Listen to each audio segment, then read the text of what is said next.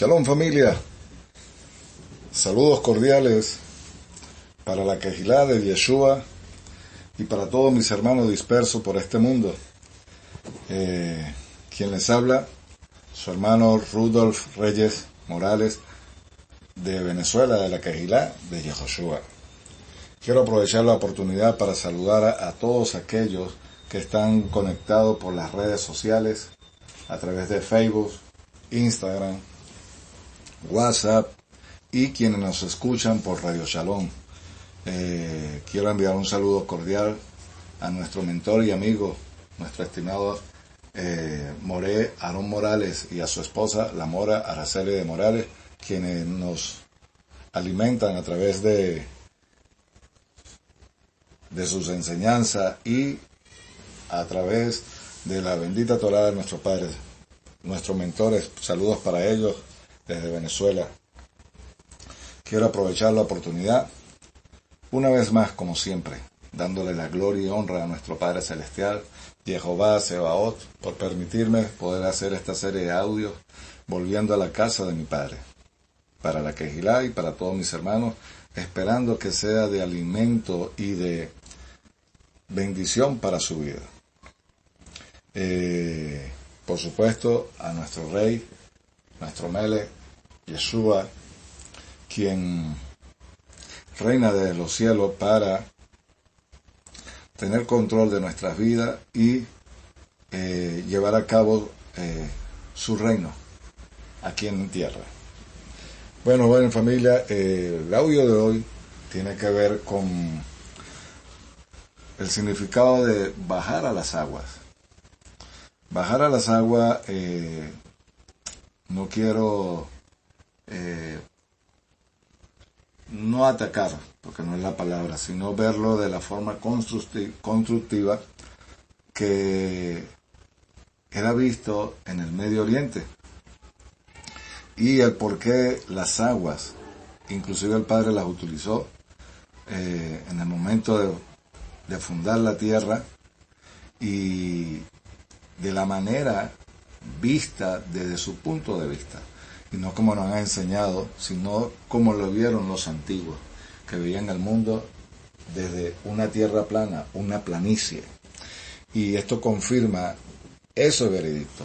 Job mismo habló de los fundamentos de la tierra y que estaban basados en columnas. Y cuando el Padre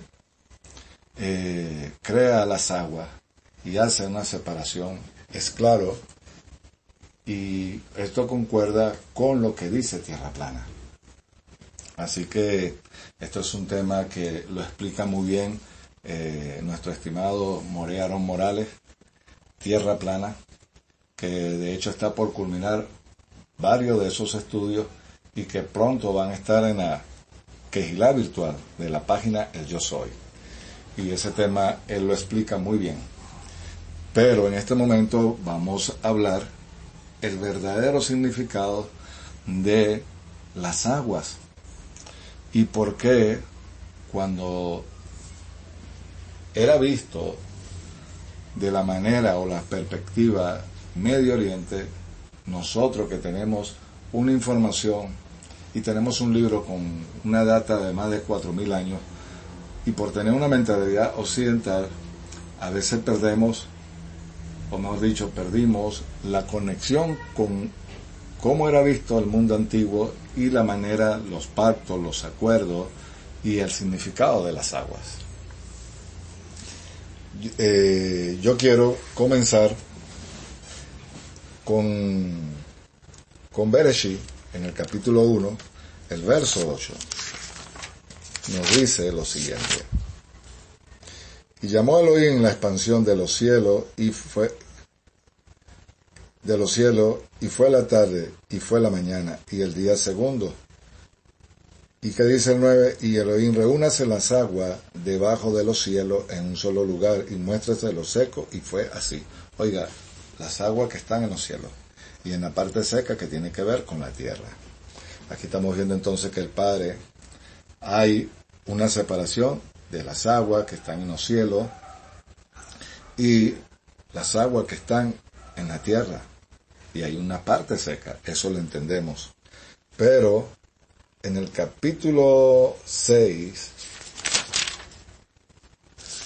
dice que el Padre, la humanidad se corrompió. Y dice que Jehová,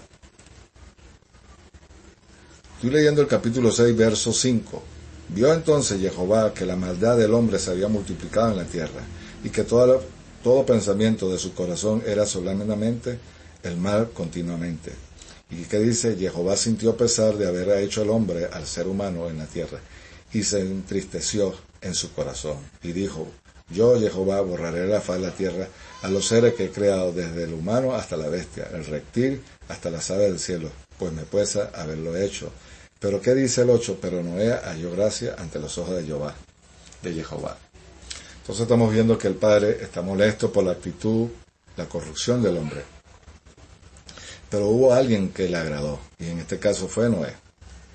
Y Noé tiene un significado que su nombre, que nos alivia, que nos aligera, digamos que la carga.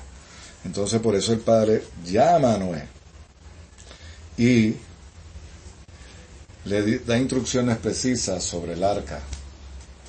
Y ya sabemos y conocemos la historia del diluvio. De hecho, en los escritos antiguos del Medio Oriente y en los ugaritas, los sumerios, todos ellos concuerdan en la perspectiva de creencia de sus dioses y de las leyes que tenían como nación o como pueblo, de que hubo un diluvio y que sus dioses aún estaban sobre las aguas. Es decir, que ellos veían que el mundo, y en la conmovisión de ver las cosas, había alguien que tenía control sobre las aguas. Para ellos, sus dioses, y para nosotros, Jehová Sebaot. Y eso lo vamos a ver en el transcurso, el agua, el caos, el desorden, pero también el orden. Cuando el Padre empieza a tratar con Noé en el sentido de la construcción del arca, para luego enviar el diluvio, era porque había un caos en la tierra. Y la única forma de purificar a la humanidad era haciendo una limpieza de la tierra. Él estaba tratando y haciendo un ritual de purificación que lo vamos a ver inclusive en el templo, cuando salen de Egipto, cuando adopta a sus hijos. Y yo les pido paciencia porque esto vamos a ir poco a poco para ir entendiendo esto. El por qué las aguas y por qué nosotros bajamos a las aguas y por qué el nombre de Yehoshua tenemos que bajar a las aguas. Porque las aguas en la cosmología o la cosmovisión de que ellos en el primer siglo veían parte todavía desde la creación. Desde el momento que hacen el pacto con Noé, ellos entendían ese lenguaje en el primer siglo de los acuerdos, los pactos, cómo eran vistos, inclusive no solamente en Egipto, sino los pueblos que le estoy nombrando, los sumerios, los ugarit, todo Ur de los caldeos, toda esa gente. Ellos tenían leyes, pero en su creencia los dioses de ellos dominaban no solamente las aguas, la tierra, los cielos, le ponían nombre a las constelaciones y eso tenía como conjunto de creencia en su cosmovisión de ver las cosas. Pero las aguas, ellos la tenían como un lugar de caos, de reverencia, de temor. Y para ellos el agua era algo muy simbólico, no solamente a la hora después del diluvio, sino que ellos veían las aguas cuando llovía, que era como el semen que caía a la tierra para que pudiera germinar. Y ellos entonces luego presentar ofrenda a sus dioses. Eso lo podemos ver en el patrón en las fiestas de las primaveras, en el comienzo de Abib, y también en el otoño. Entonces el Padre no es que está adoptando y adoptó parte de la cultura que los antiguos tenían, no, sino que él tenía un modelo de los cuales iba a atraer a su pueblo con las personas que habían hecho sus pactos y sus acuerdos.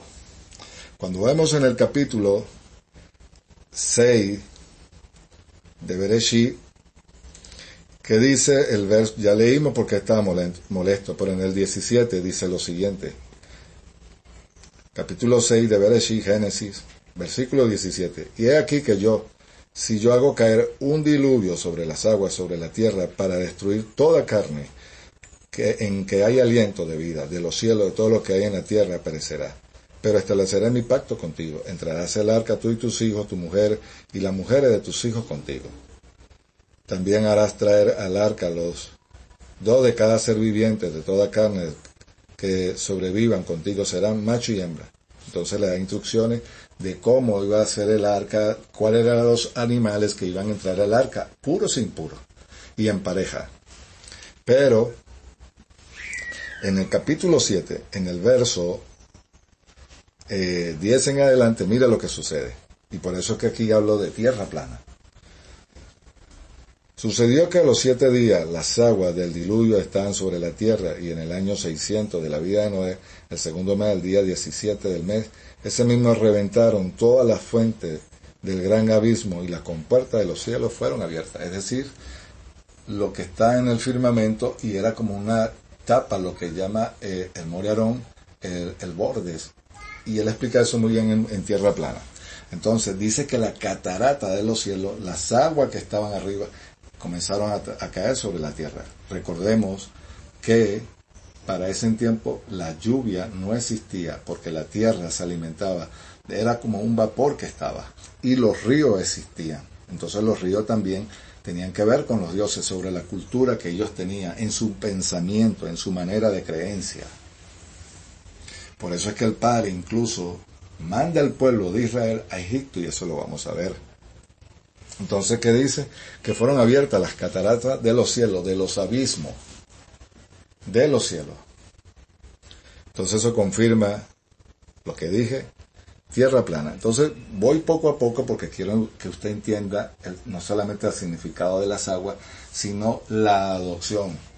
Cuando Noé sale del arca, lo primero que él hace es un sacrificio. Crea una viña y se pone a labrar la tierra, pero lo primero que hace es ¿qué? Árbol.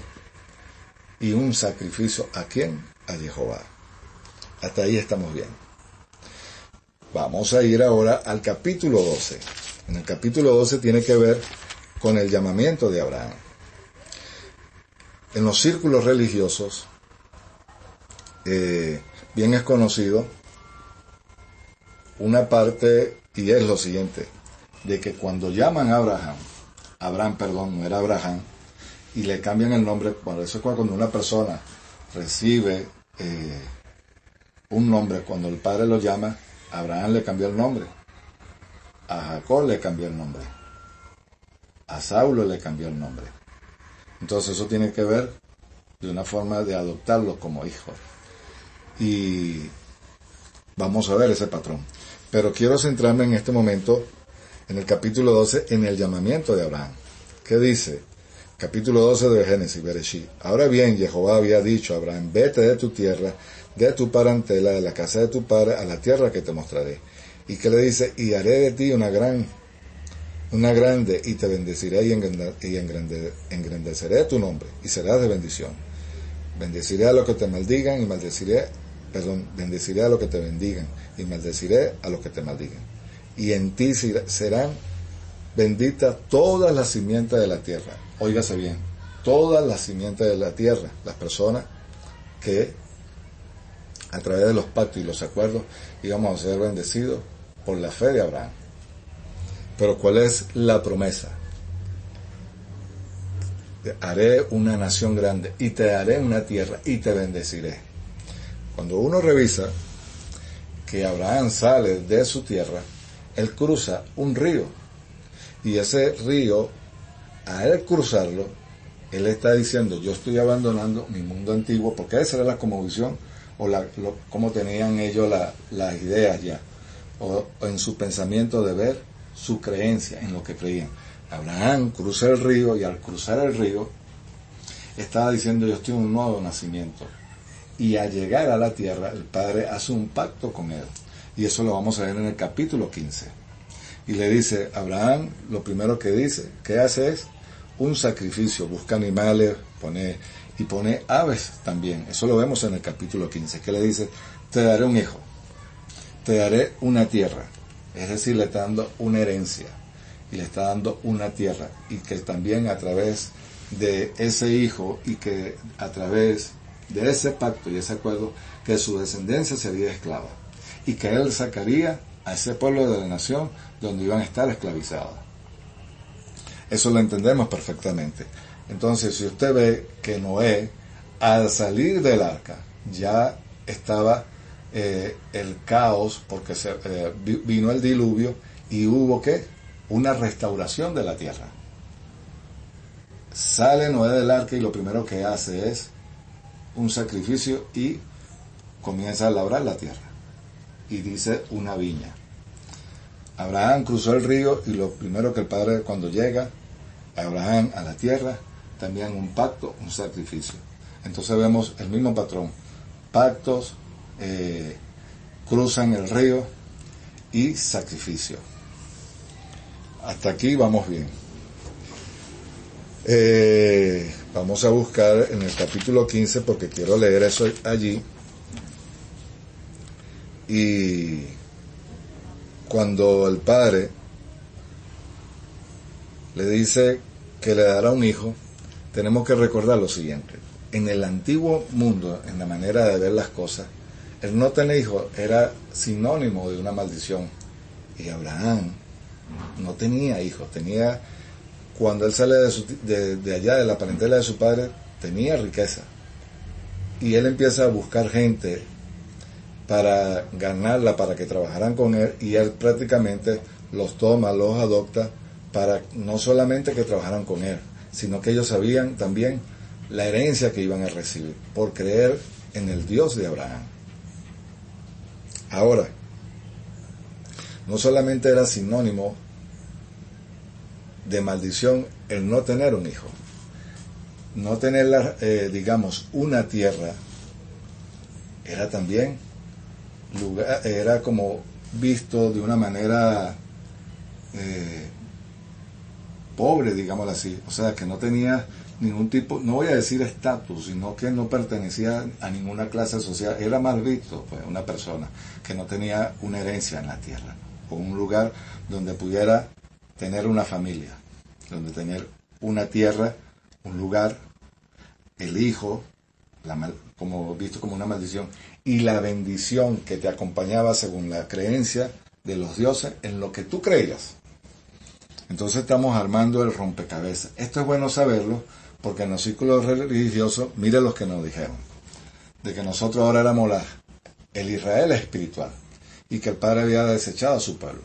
Según lo que vamos a ver, ambos están errados, porque del otro lado, ellos tienen la herencia, el pacto, tienen los acuerdos, pero le falta uno, reconocer al Mesías. Entonces, visto esto, de lo que estoy diciendo, el padre le dice en Abraham, ten por cierto, que dice el verso 10 del capítulo 5, y tomó por él, todo esto los partió por la mitad y puso cada mitad enfrente de una de otro, y partió las aves, y descendían los buitres sobre los cadáveres, pero Abraham los ahuyentaba. Y estaba por ponerse el sol cuando un profundo sopor vino sobre Abraham, y aquí el terror y una intensa oscuridad cayó sobre él. Ese era el acuerdo, el pacto. ¿Y qué dice? Y dijo Abraham, ¿sabes por cierto que tu simiente será forastera en una tierra no suya y será esclavizada ahí y será oprimida 400 años? Pero también la nación que han de servir la juzgaré yo, y después saldrán con gran riqueza, y tú te reunirás con tu padre en paz y serás sepultada en buena vejez. Y de la cuarta generación regresarán aquí, porque no ha llegado al colmo de la iniquidad del amorreo. Y sucedió cuando se puso el sol, sobrevino una densa oscuridad y apareció una fogata humeante, una antorcha de fuego que pasaba entre aquellos trozos. Ahí está el fuego. El fuego tiene que ver con el Rúa, era el sello del Padre, estaba tomando y le estaba afirmando el compromiso que tenía con Abraham por haber creído a él. Entonces, en el capítulo 17, de ahí mismo, de Bereshit, en el verso 1, ¿qué le dice? Y era Abraham de 99 años y apareció quien Y se le apareció a Abraham y le dijo, yo soy el Shaddai. Anda delante de mí y sé perfecto, y estableceré mi pacto, yo y tú, y te multiplicaré en gran manera. Entonces Abraham se echó sobre sus luces, y Elohim le habló diciendo, Jehová, en cuanto a mí, este es mi pacto contigo, será padre de multitud de pueblos. ¿Será qué?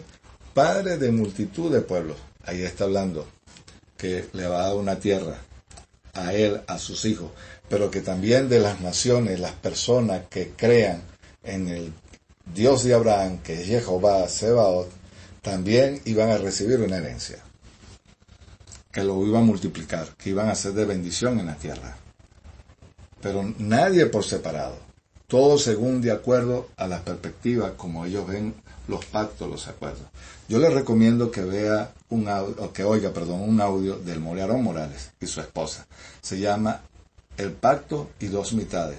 Les recomiendo ese audio para que puedan entender un poquito cómo eran los acuerdos en el antiguo Medio Oriente y va a entender un poco de esto también. Entonces, ¿qué le dice?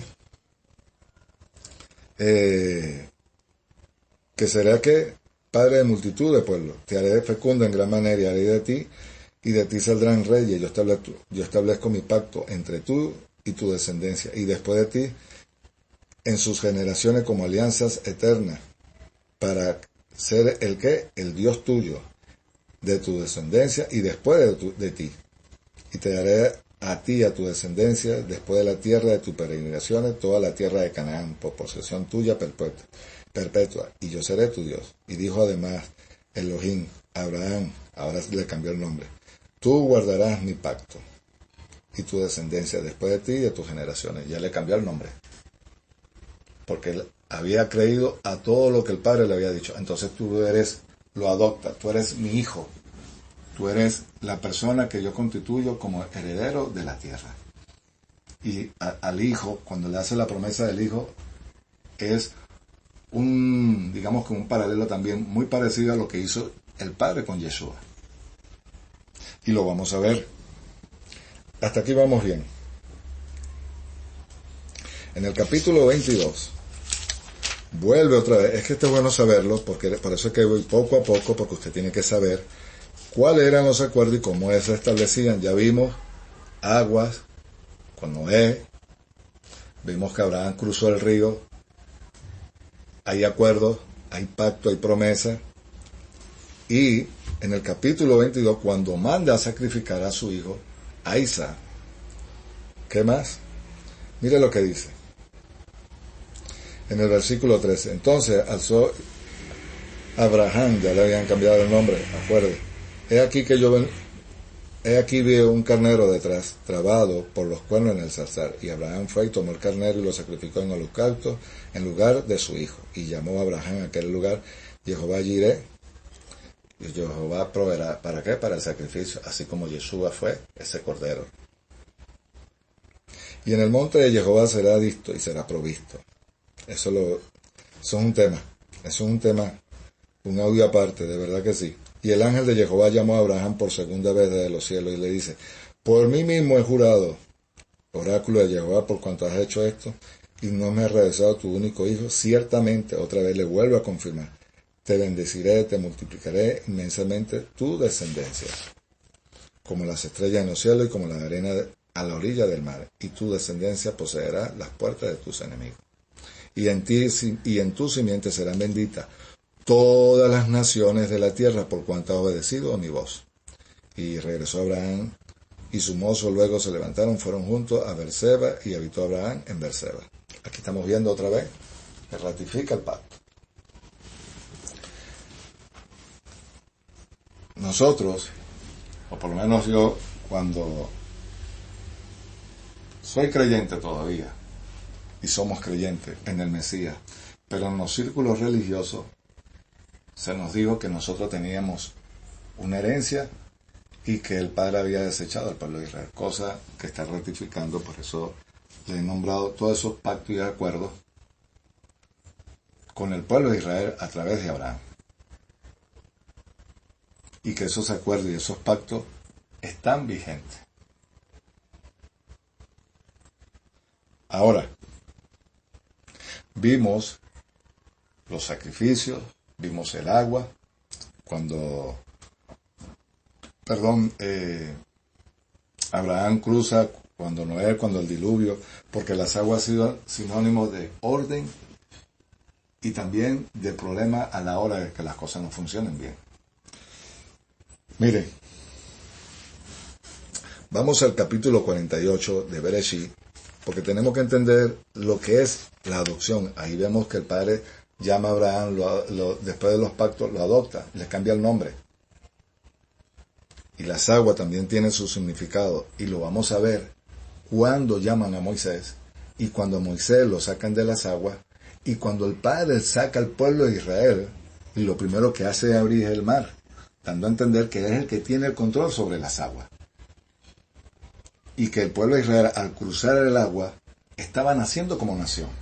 Y eso lo vemos porque ellos cruzan el agua, el mar, en tierra seca.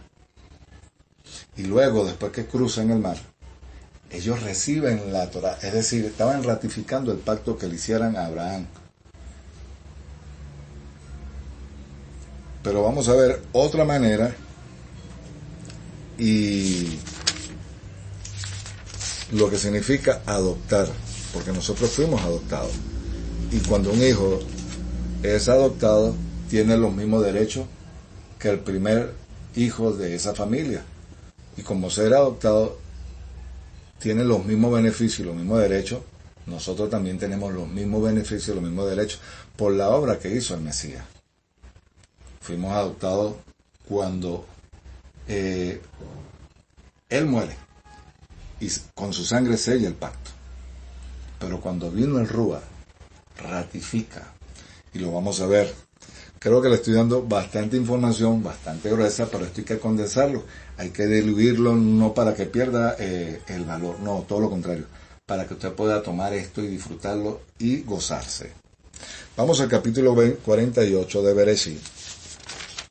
Y es cuando están en Egipto, José con su padre ya ha cambiado su nombre, oiga, de Jacob a Israel.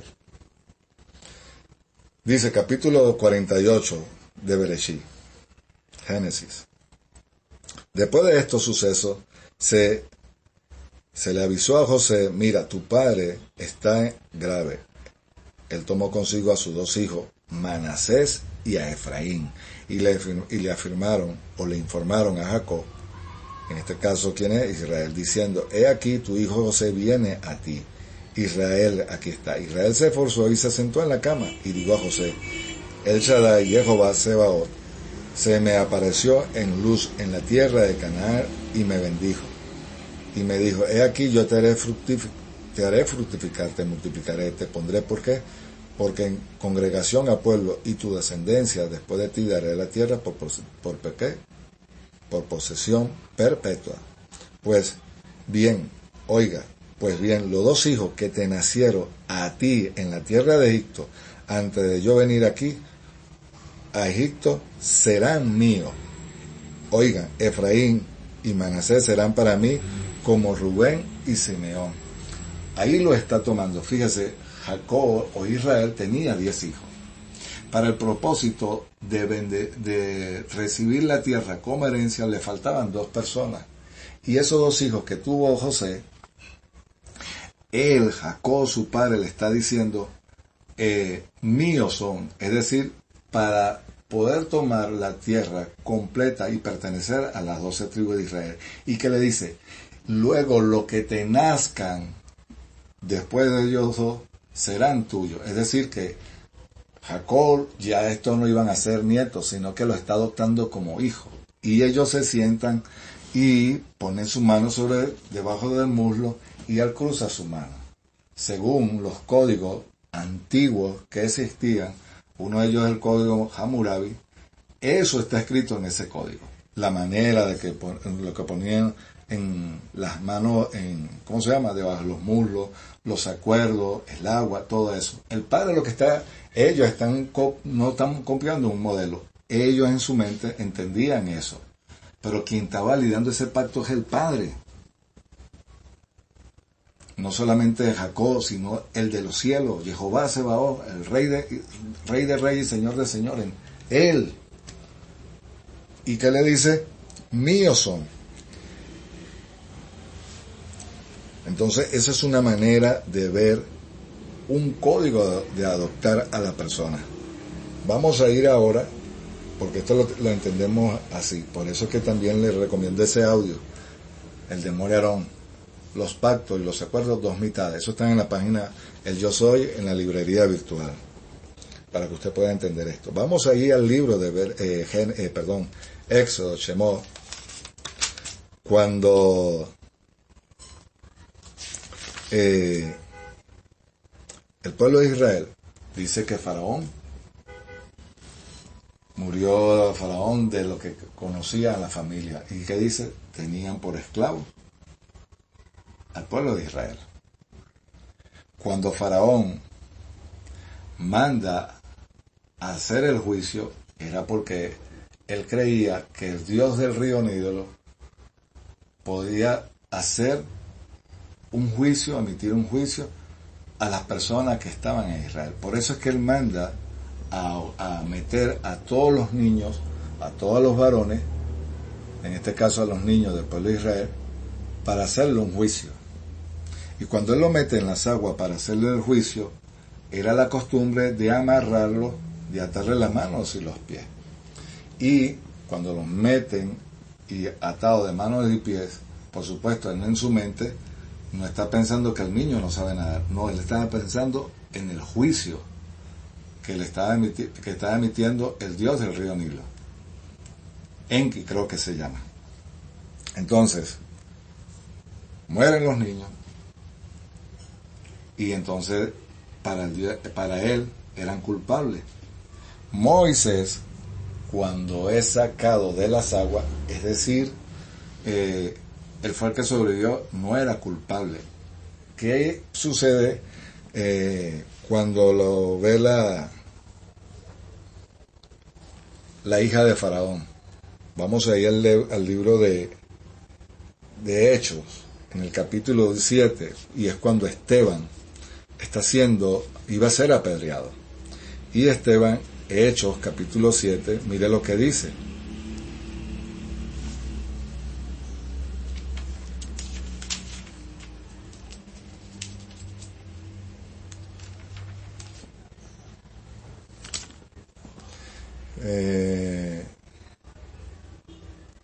El 20 al 21, que dice: y en aquel tiempo nació Moisés y fue hermoso a la vista de Jehová, y fue criado por 3 meses en la casa de su padre. Pero al abandonarlo a la intemperie, es decir, en el río, fíjese lo que dice, la hija de Faraón lo adoptó y lo crió como que si fuera su hijo, suyo. Lo tomó, lo crió, pero lo adoptó. Es decir, el proceso de las aguas. Como el niño no fue culpable del juicio que emitió Faraón, su padre, y sobrevivió a las aguas, bueno, lo adoptó porque no era culpable. Entonces era un niño bueno. A la vista, a la manera de verlo ellos. Eso fue lo que sucedió. Pero cuando vemos en el capítulo ya le voy a decir, déjeme buscar la cita para poder continuar con él.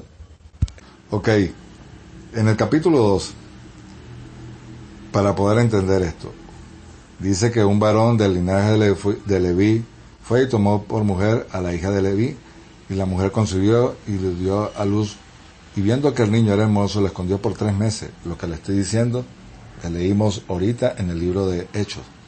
Pero no pudo ocultarlo más tiempo, y lo puso en una cinta de jusco y calefactó con asfalto y brea. Eso también tiene un significado.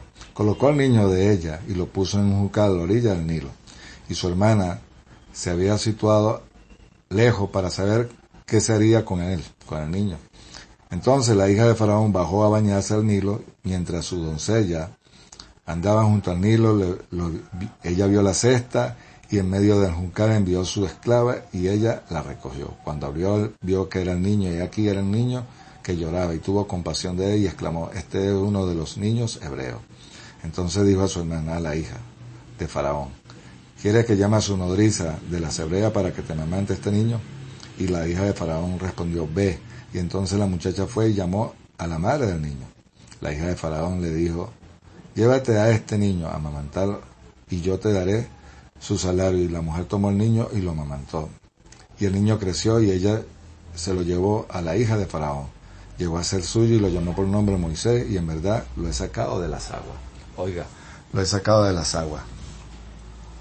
Así como Moisés fue sacado de las aguas, el pueblo de Israel también pasó por las aguas.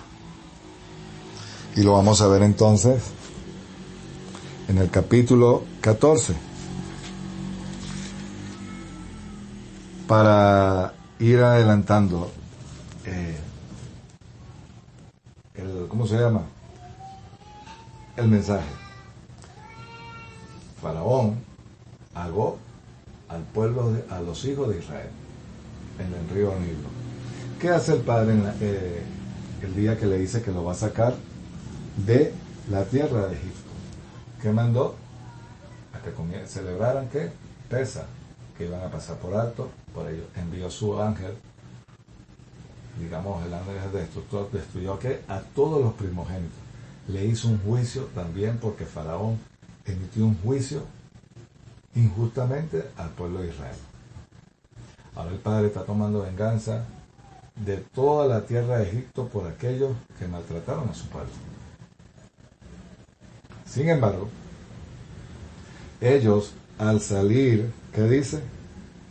Y habló Jehová a Moisés diciendo, habla a los hijos de Israel, que se vuelvan y acampen delante de ti, ¿en qué? En Pihar Hirot, entre Migdol y el mar, delante de Baal Zephón, frente al Camparia, junto al mar. Eso es lo que se le conoce como el mar de juncos. Yo endureceré el corazón de Faraón, lo perseguiré, entonces seré glorificado por medio de Faraón y de todo su ejército, y sabrán los egipcios que yo soy Jehová. Y ellos hicieron así. Y fue anunciado al rey de Egipto que el pueblo había huido, y fue trastocado con el corazón de Faraón y su siervo con él y el pueblo. Y dijeron, ¿qué es esto que hemos hecho? Porque hemos dejado a Israel de nuestra servidumbre, es decir, ellos eran esclavos, y el que quería que permanecieran esclavos. Y eso es lo que quiere Hasatán también, que tenía la gente esclavizada. Sin embargo, ya conocemos la historia. Dice que el pueblo de Israel, el mar se abrió, y el pueblo de Israel pasó en seco. Ellos terminan de cruzar, y en ese momento se cerraron las aguas, y venía ¿qué? Faraón con su ejército. Y dice que las aguas se cerraron,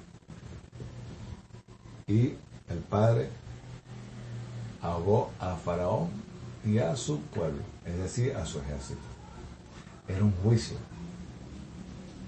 Era un juicio a Faraón y a su pueblo, a su ejército, por los hechos que habían incurrido con el pueblo de Israel. Pero el pueblo de Israel dice que pasó, oiga bien, dice que pasó, iban cantando, danzando, y iba una nube sobre ellos. Eso lo voy a explicarlo más adelante. Pero aquí, lo que estoy tratando de decirle, que ese es el momento que el Padre, cuando abrió el mar, que pasó al pueblo de Israel, lo estaba adoptando, porque dice que la nube estaba sobre él, y ellos iban cantando, gozando, iban alabando, estaban contentos ¿de qué? Porque eran libres. Y a ser libre, por supuesto hay gozo. ¿Quién no va a ser libre? Cuando usted recibió el Mesías, usted es libre. Sacrificó su vida en un madero para darla por usted y por mí. ¿Y qué pasó luego después? Hubo el derramamiento del Ruach HaKodesh. Ahora bien, el pueblo de Israel pasó y llegó luego para recibir las tablas, es decir, sellar el pacto. Oiga, ¿qué dice? El Padre mandó a que el pueblo estuviera alrededor de ellos, del monte Sinai, y mandó que antes, 3 días tenían que hacer un ritual de qué, de purificación, agua. Y después hubo qué, Moisés agarró con su dedo y esparció sangre, o dispersó sangre sobre el pueblo, ratificando el pacto. Es decir, el mismo patrón que vimos cuando Noé, el mismo patrón que vimos cuando Abraham, y ahora con el pueblo. Estaba ratificando lo que había dicho. Y ellos iban a entrar a recibir una herencia, una tierra, pero tenían que haber los acuerdos cumplirse en todo momento y en su debido momento. Entonces estamos entendiendo que las aguas significan también orden, caos, pero también que el que tiene el control sobre las aguas se llama Jehová soberano. Y él es el rey no solamente del pueblo de Israel, sino de toda la tierra. Miren, y voy a finalizar este audio, lo voy a hacer en 2 partes, porque ya es mucho tiempo. Cuando vamos a la vida de Jonás, que Jonás está en el barco, ¿qué dicen ahí? Vaya al libro de Jonás, búsquelo. Dicen que Jonás estaba en el fondo del barco, y dice que el mar estaba en movimiento, es decir, había como una marea. Y ellos, todas las personas que estaban ahí, echaron suerte y están invocando ¿a quién? A sus dioses, según su creencia, y los dioses del mar que tenían ellos por Dios. Entonces empiezan a clamar a sus dioses para que calmara la furia del mar. ¿Y qué dicen? Pero que había uno que estaba abajo, y el que estaba abajo era Jonás. Y él dice, yo sirvo al Dios de Israel, al Dios vivo. Y entonces él dice, échenme a mí al mar y verán que se calmará. Acto seguido, ellos agarraron a Jonás, como él dijo, lo lanzaron al mar. Y que dice que el mar se calmó.